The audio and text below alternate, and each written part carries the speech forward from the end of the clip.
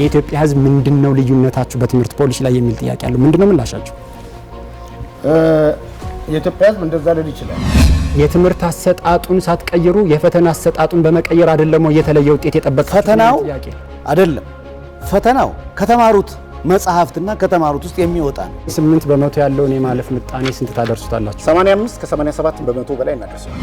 ያለፉትን ተማሪዎች ቁጥር የወሰነው ውጤቱ ነው ወይስ ፓርቲው? ፖለቲካል ጣልቃ ገብነት አለውን ብለን እናምናለን። ያሳዝነናል ያሉትን የማለፍ ምጣኔ ስንት ታደርሱታላችሁ? እንደዚህ ነው ብለን አንነግረን።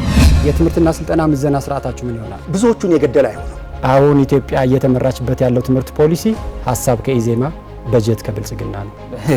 ያ ብቻ በቂ አይደለም። በነገራችን በታች በመጣው የትምህርት ስብራት ምክንያት እጅግ አሳዛኝ በሆነ ሁኔታ የትምህርት ጥራትን በተመለከተ የትምህርት ጥራቱ ሀሳብ እየጨረስን ብንሄድ አይሻልም? ወንድም ማለት ትምህርት ሚኒስቴር ውስጥ የኢዜማ መሪ የሆኑት ፕሮፌሰር ብርሃኑ ናቸው ያሉት ወይስ የኢዜማ የትምህርት ፖሊሲ ነው ያለው? የኢዜማ መሪ አሉ።